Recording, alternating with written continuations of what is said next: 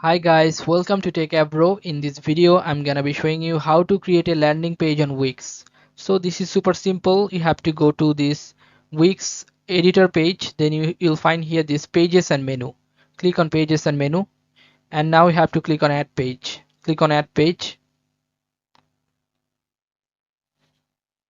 Now you can choose any one of this or you can choose blank page. Click on blank page.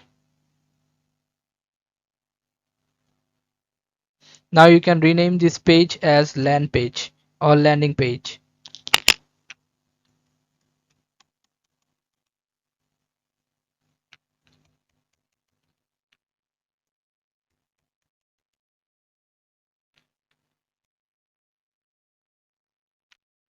Now just click on done and your landing page is here already. Okay, so this is how you can make a landing page on Wix. So guys, if you find this video helpful, then please give a thumbs up and don't forget to subscribe the channel. Thank you so much for watching the video.